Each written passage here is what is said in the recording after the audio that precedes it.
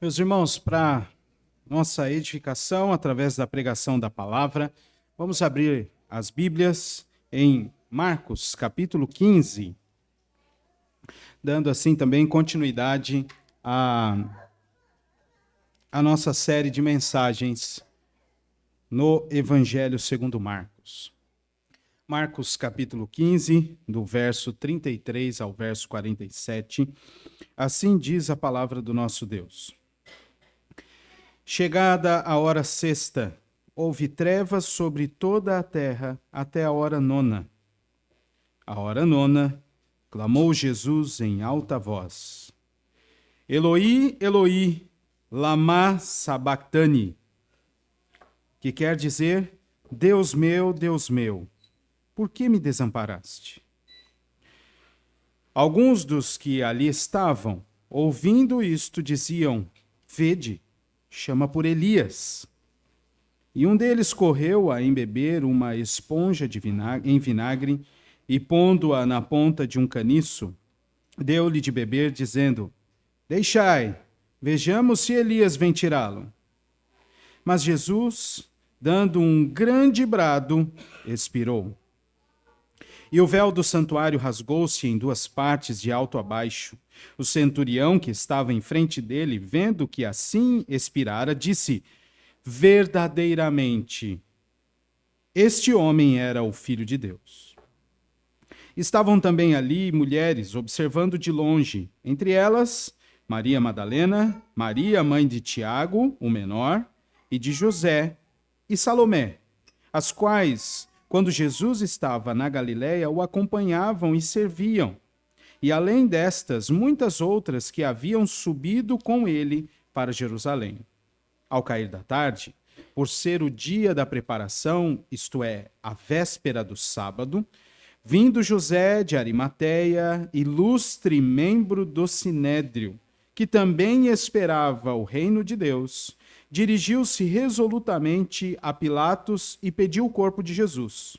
Mas Pilatos admirou-se de que ele já tivesse morrido. E, tendo chamado o centurião, perguntou-lhe se havia muito que morrera. Após certificar-se pela informação do comandante, cedeu o corpo a José. Este, baixando o corpo da cruz, envolvendo-o em um lençol que comprara e o depositou em um túmulo que tinha sido aberto numa rocha, e rolou uma pedra para a entrada do túmulo. Ora, Maria Madalena e Maria, mãe de José, observavam onde ele foi posto. Até aqui a palavra do Senhor. Vamos orar mais uma vez.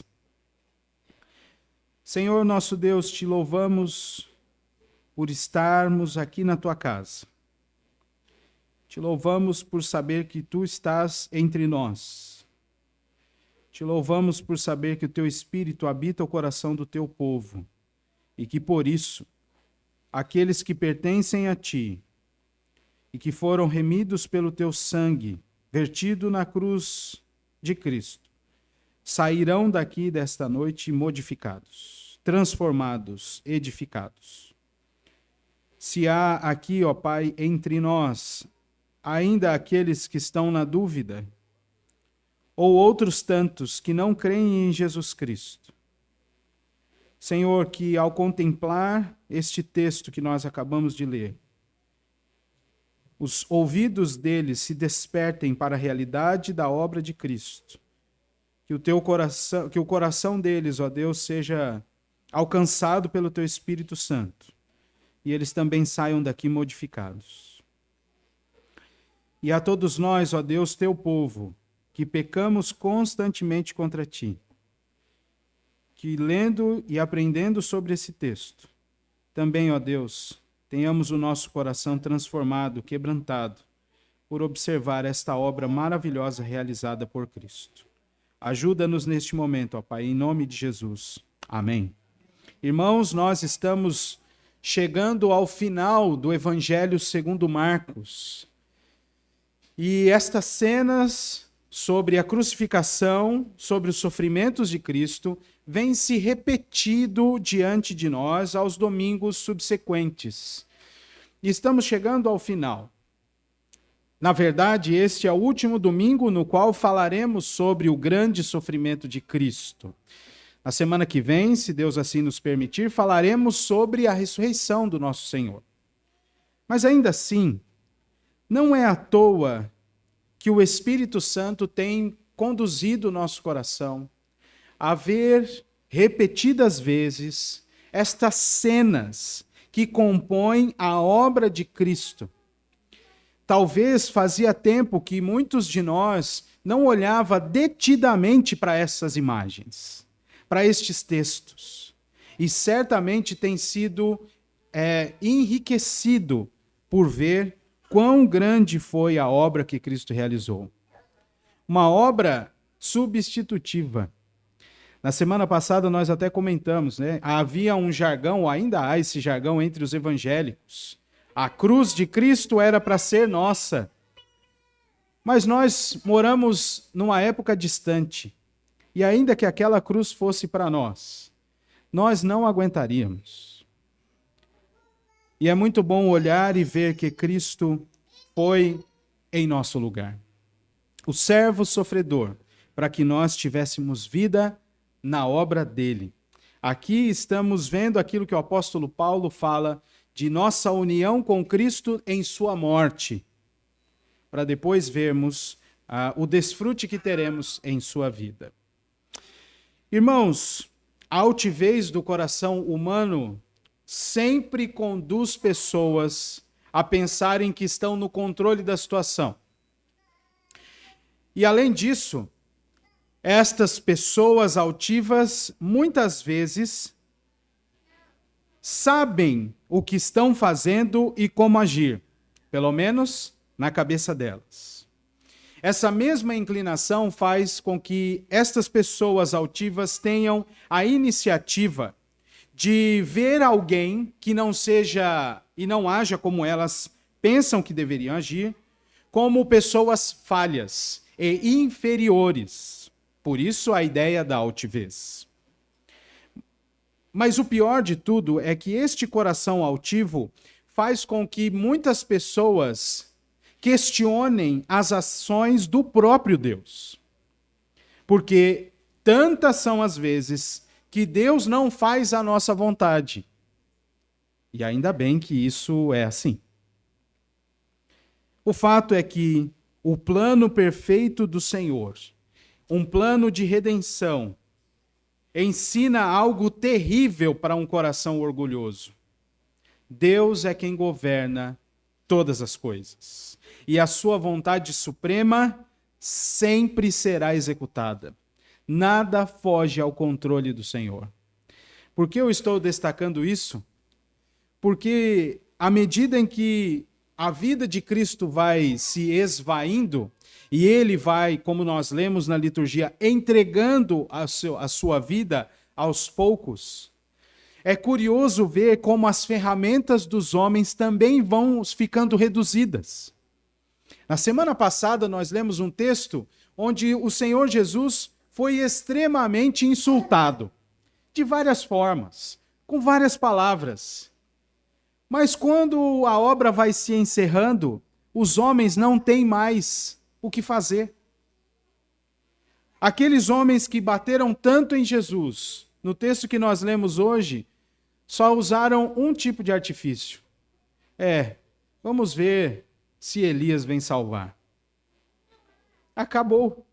Porque o plano de Deus vai sendo levado a cabo e o coração altivo vai se quedando diante da grandiosidade do Senhor e das suas obras.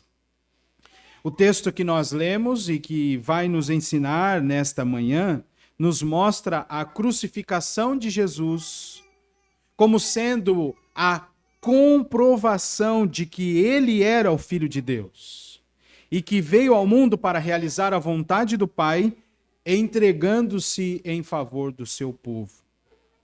Nós, nos últimos 2 domingos, meditamos na sequência sobre o Evangelho da cruz, o sofrimento da cruz, e hoje estamos, todos nós, diante da cruz de Cristo. Esse é o tema da mensagem de hoje, diante da cruz de Cristo.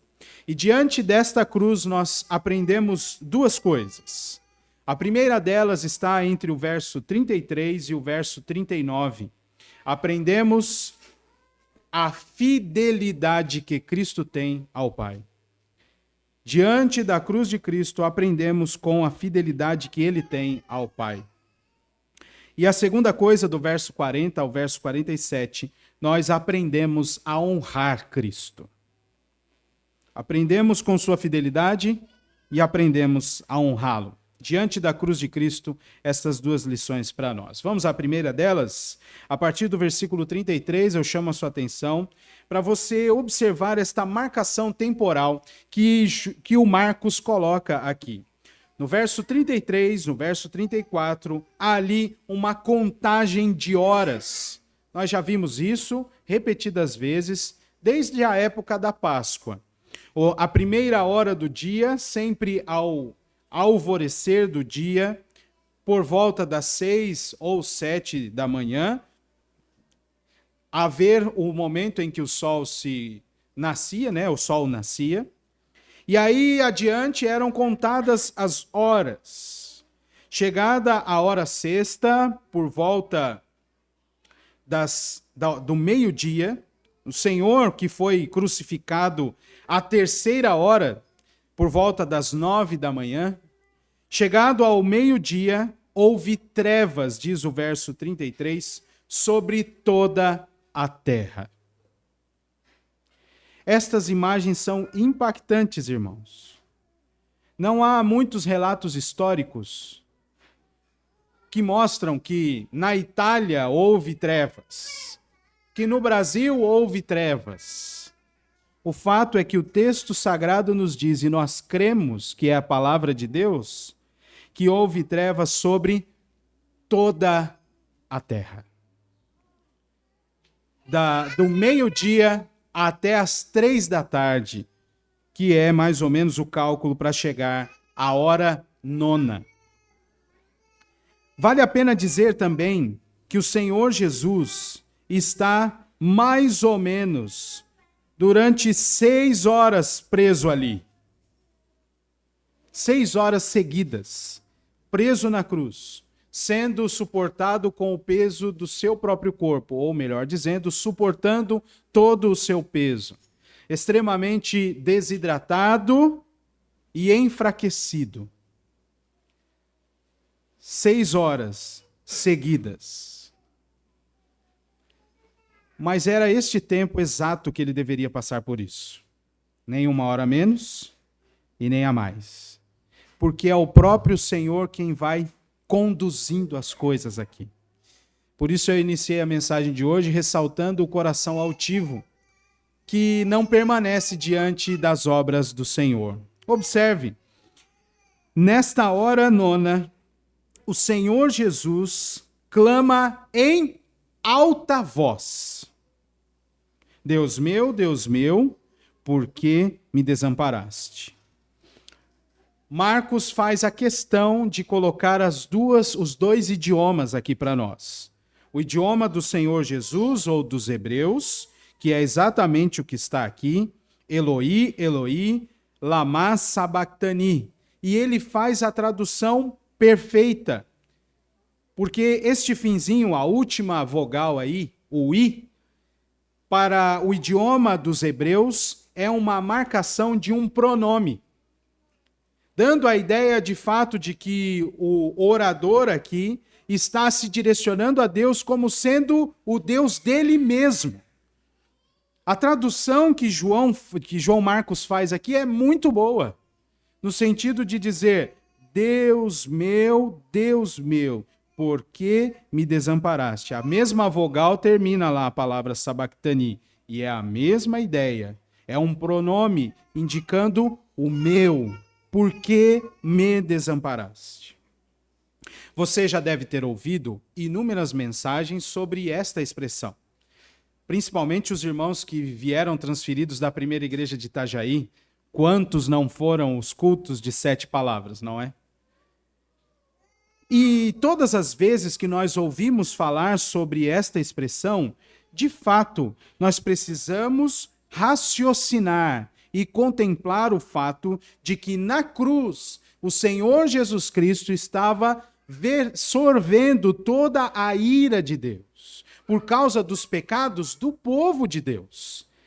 Então, sim, é como se o Senhor Jesus experimentasse a ausência da presença de Deus, que é de fato o que o pecado causa, ou num mero distanciamento de Deus. E você sabe disso desde a sua sala de catecúmenos. O pecado faz separação entre nós e o nosso Deus. Isto é fato entre nós. E graças a Deus que isso está na Bíblia. Mas você também sabe que esta expressão é a expressão de abertura do Salmo 22. E, meus irmãos, o Salmo 22 não é um salmo de lamento, pura e simplesmente. Eu queria que você abrisse a sua Bíblia lá comigo. E que você, juntamente comigo, percebesse que Jesus não citou isso aqui apenas pelo fato da separação entre Deus e o pecador. Ou Cristo como levando os pecados do seu povo, sofrendo a ausência ou distanciamento do Pai. O Senhor Jesus lembrou exatamente do Salmo 22, por causa de todo o Salmo 22. E veja que coisa maravilhosa nós lemos ali. E quando você, mais uma vez, ler este texto da cruz, você também deve se lembrar do que o Salmo diz. Nós não leremos todo o Salmo, porque nós o fizemos no culto passado. A expressão dita pelo Senhor Jesus na cruz é o verso 1 do Salmo 22. E aí o salmista vai dizer: os nossos pais confiaram no Senhor. Versículo de número 9. Contudo, tu és quem me fez nascer, e me preservaste, estando eu ainda no seio de minha mãe. A ti me entreguei, desde o nascimento, desde o ventre de minha mãe. Tu és o meu Deus. Não te distancies de mim, porque a tribulação está próxima, e não há quem me acuda. Agora, eu queria que você saltasse os olhos agora para o versículo 19, ou fosse até o verso 19. Tu, porém, Senhor, não te afastes de mim. Força minha, apressa-te em socorrer-me. Livra minha alma da espada e das presas do cão a minha vida. Veja só que interessante o verso 22. A meus irmãos declararei o teu nome. Cantar-te-ei louvores no meio da congregação. Veja o versículo 27 agora. Lembrar-se-ão, quem se lembrará? Os sofredores. Lembrar-se-ão do Senhor, e a ele se converterão os confins da terra. Perante ele se prostrarão todas as famílias das nações. Pois do Senhor é o reino, é ele quem governa as nações.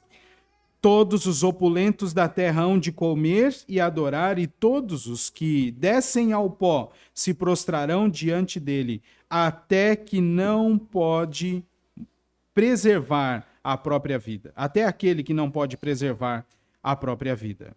A posteridade o servirá. Falar-se-á do Senhor à geração vindoura.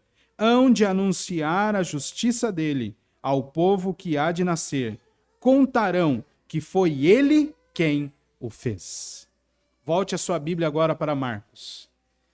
Não é apenas um clamor pedindo para que o Senhor o acudisse naquela hora, mas era lembrando de tudo o que aquele momento significava, ali e por toda a eternidade. Era através daquele momento, daquela obra, que muitos veriam falar e ouviriam falar sobre o Senhor. Porque a obra de Cristo abre espaço para que muitos, sobre toda a face da terra, ouçam e cantem louvores ao Senhor que os remiu. Não é uma mera lembrança de um versículo que a gente faz às vezes. Às vezes a gente está triste e lembra de um versículo.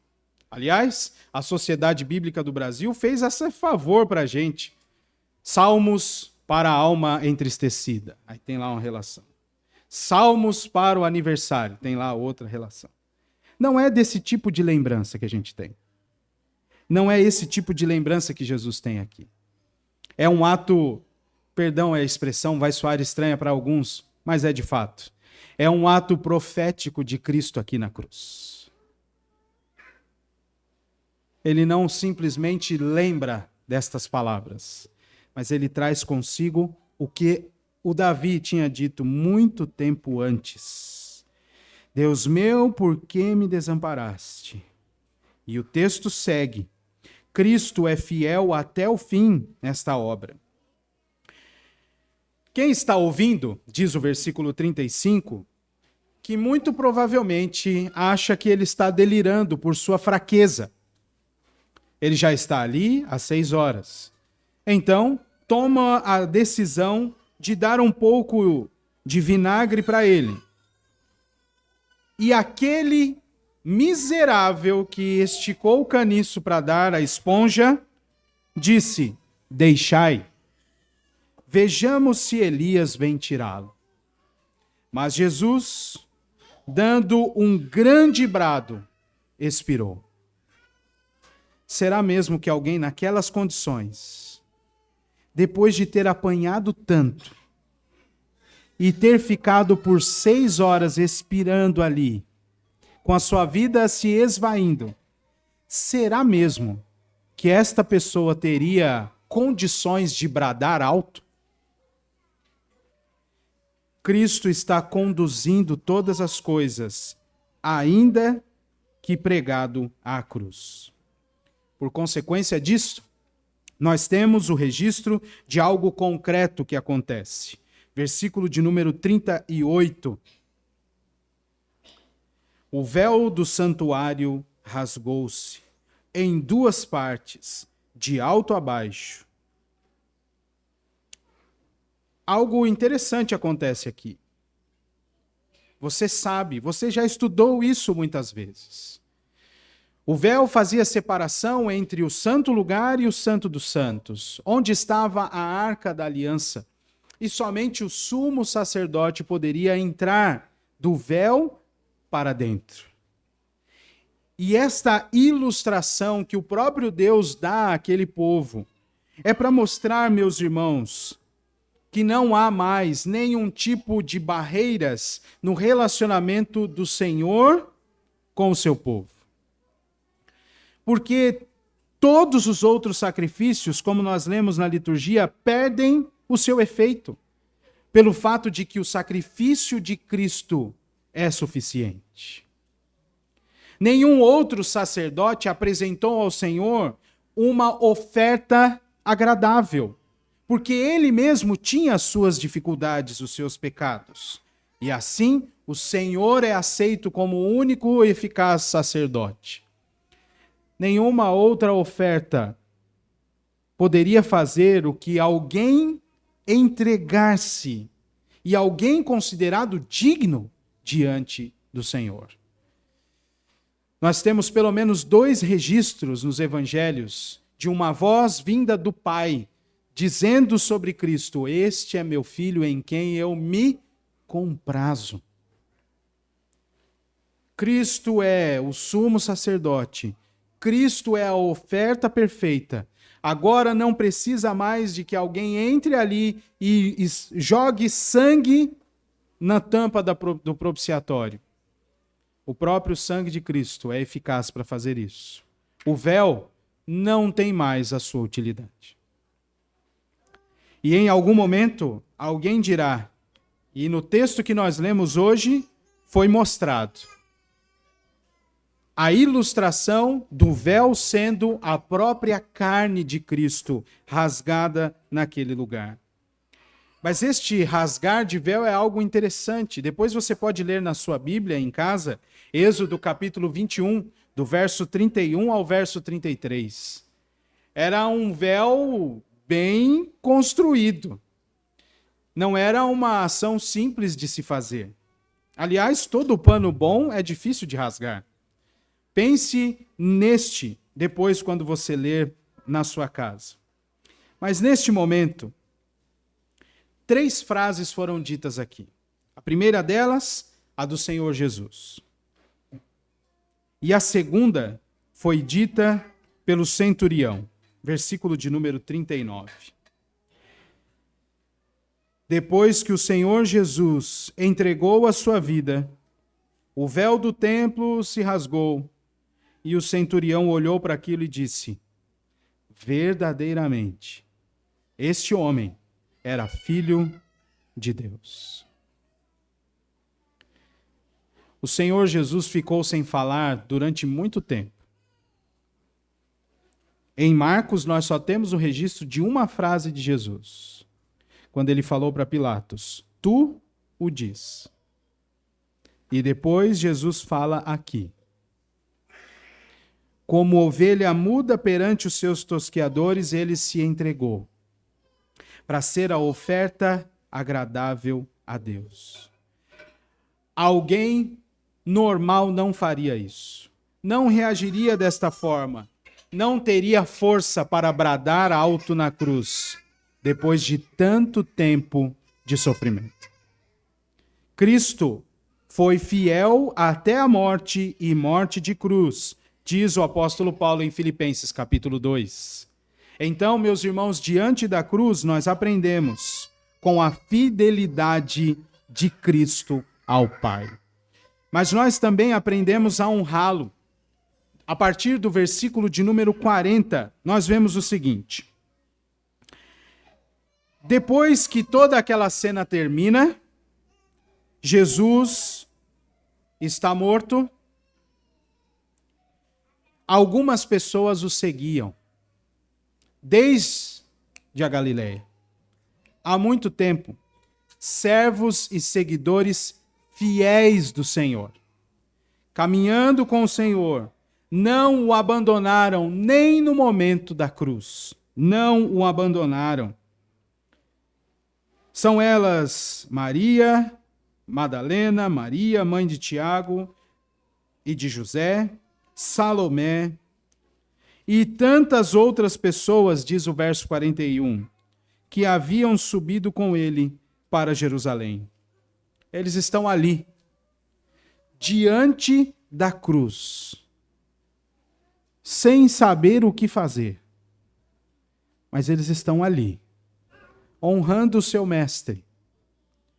Mas mais do que isso, fica claro as ações de José de Arimateia. Acompanhe aí comigo.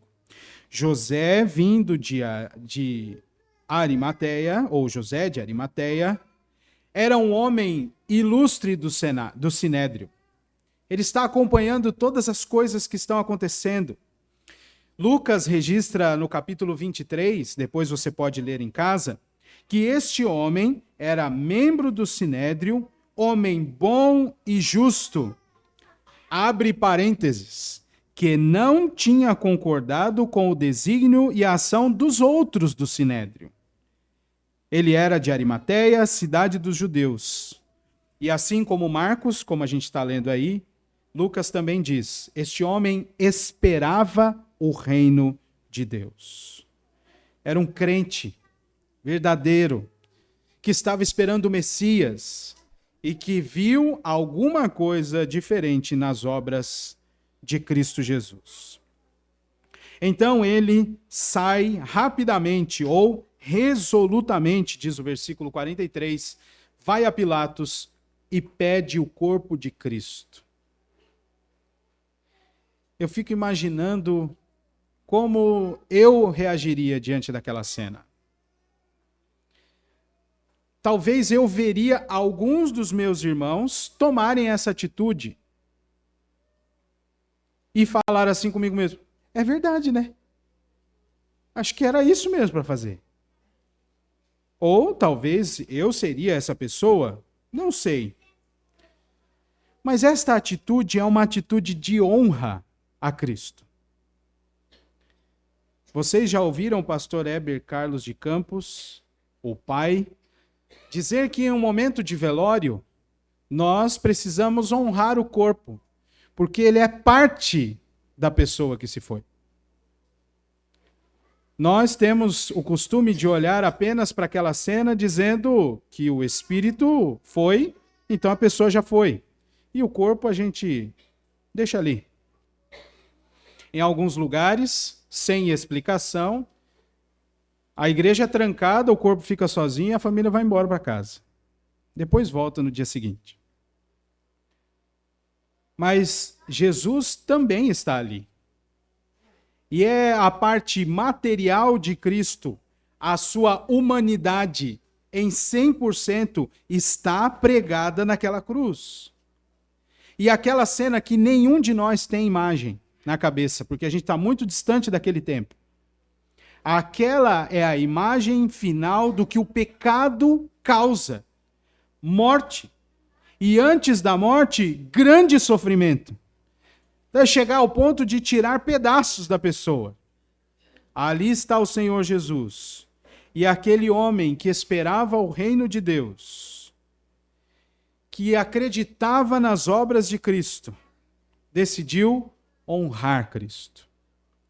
Vai até Pilatos, e essa informação aqui de Marcos é para acabar, né? Parece até irônica, né? Depois de ter mandado açoitar Jesus e ver o que as coisas que tinham acontecido, Pilatos olha para José e fala assim: morreu? Já? Veja aí o versículo. Versículo de número 44. Pilatos se admirou de ele já ter morrido. E aí manda alguém ir lá olhar, e aí eles confirmam. Se você montar o quadro dos evangelhos na sua cabeça, é bem provável de que nesta hora é a hora em que alguém fura o lado de Jesus. Por ordem de Pôncio Pilatos, para saber se de fato ele tinha morrido. E então, Pilatos autoriza. Pode pegar o corpo. Versículo de número 45. E aí, este homem faz tudo sozinho. Veja aí comigo o relato. Ele baixa o corpo de Cristo da cruz, enrola num lençol novo, comprado para aquilo, só para cuidar de Cristo, e o coloca num túmulo novo. E ele mesmo rola a pedra para aquele túmulo. Honra àquele que havia sofrido tanto nos últimos dias. Diante das cenas da cruz, nós aprendemos a honrar Cristo. E honrar Cristo, meus irmãos, diante de tamanho sofrimento que ele sofreu em nosso lugar. Nós desonramos Cristo muitas vezes. A exortação de algumas cartas do Novo Testamento é para que os crentes não deem passos atrás depois da sua conversão, porque fazendo isso é como se estivessem crucificando o Cristo de novo para si. Diante da cruz, nós vemos a fidelidade de Cristo ao Pai e vemos a honra que foi dada a Ele. Nós precisamos honrar mais Cristo e seguirmos fiéis a Cristo. Irmãos, todos nós que aqui estamos, temos uma questão de grande bênção. Ao ouvir as mensagens da cruz, nós não estamos sendo preparados para encarar isso aqui de novo. Não é um treinamento para você pôr em prática depois. Não é um treinamento de cipa, de brigadista, não é. Nós temos este grande benefício. Tudo já aconteceu. Tudo já está consumado. Nós agora olhamos para isso como uma obra realizada e damos passos firmes. E ao menor sinal do nosso escorregão diante da vida com Cristo, é desonrar o Senhor. É não imitar a fidelidade que ele teve ao Pai. Então, diante da cruz, nós precisamos pensar, e esta é a única aplicação de hoje, caminhando para o fim. Nós devemos ser fiéis a Deus. Seja fiel ao Pai. As nossas lutas, irmãos, quer tentações ou provações, são todas vencidas pelo poder do Espírito de Cristo. Nós temos a condição de vencer as nossas lutas, porque Cristo habita o coração do povo dele. Diante da cruz, nós aprendemos que Cristo foi submisso até o fim. Ele disse a Pôncio Pilatos, e João registrou isso: o meu reino não é deste mundo. E se eu, de fato, quisesse fazer algo para mudar esta situação, eu mandaria uma miríade de anjos e resolveria estas coisas. Você, Pilatos, tem autoridade porque eu o constituí de autoridade.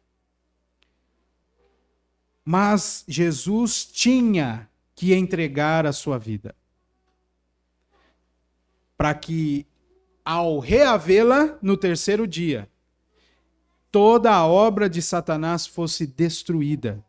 E assim, aquele que crê em Cristo tem a possibilidade de ser reconciliado com Deus, de ter a dívida de seu pecado paga. Cristo foi fiel. E nós temos a condição de avançar numa vida de fidelidade ao Senhor, pelo poder do Espírito de Cristo que habita o povo escolhido.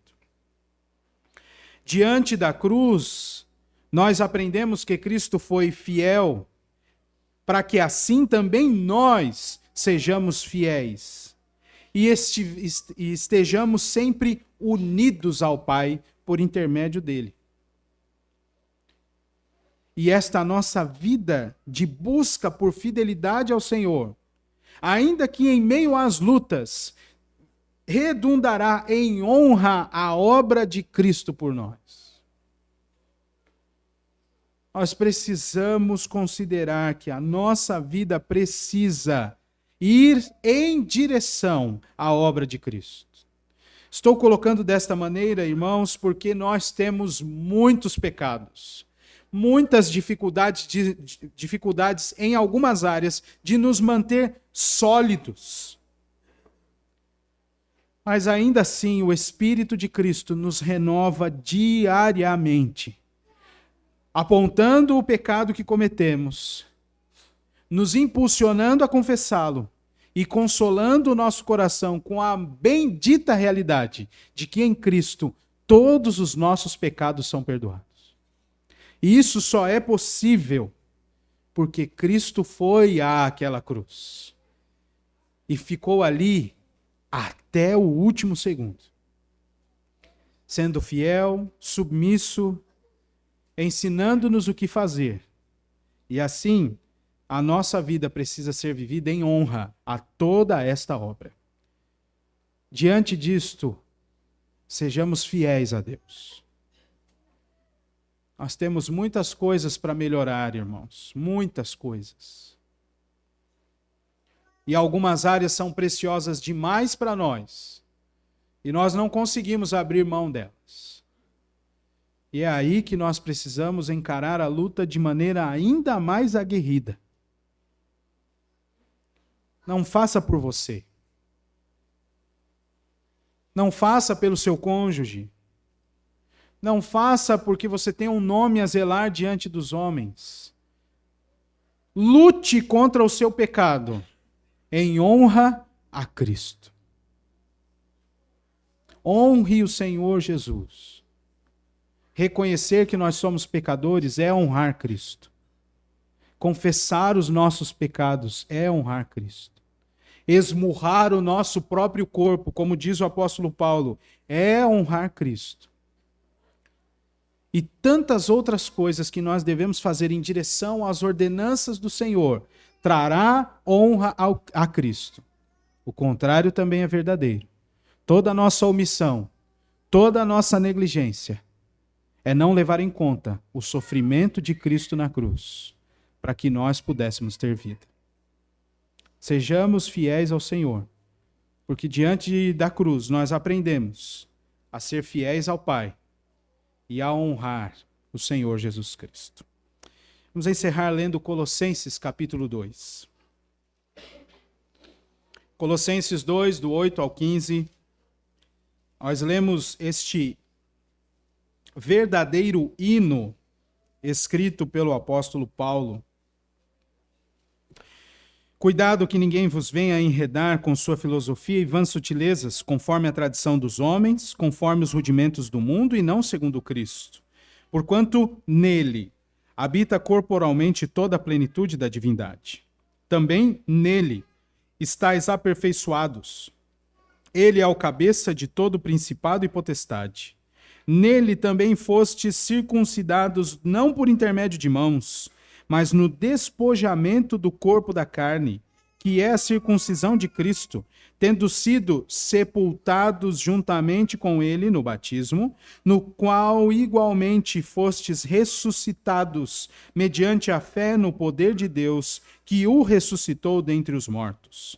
E a vós outros, que estáveis mortos pelas vossas transgressões e pela incircuncisão da vossa carne, vos deu vida juntamente com ele, perdoando todos os nossos delitos, tendo cancelado o escrito de dívida que era contra nós e que constava de ordenanças, o qual nos era prejudicial, removeu-o inteiramente, encravando-o na cruz. Vamos ler todos juntos o verso 15? E despojando os principados e as potestades, publicamente os expôs ao desprezo, triunfando deles na cruz. Para o louvor e honra e glória do nosso Senhor Jesus Cristo, a cruz foi vencida. E assim nós podemos desfrutar deste poder todo, ministrado em nosso coração pelo Espírito de Cristo. Sejamos fiéis ao Senhor e aprendamos com Cristo a honrar o Pai, para que assim também nós honremos o nosso Salvador. Fique em pé no seu lugar, vamos orar.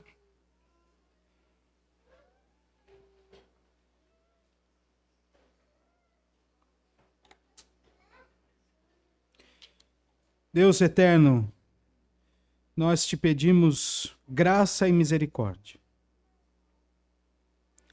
Ajuda-nos, ó Deus, a honrá-lo.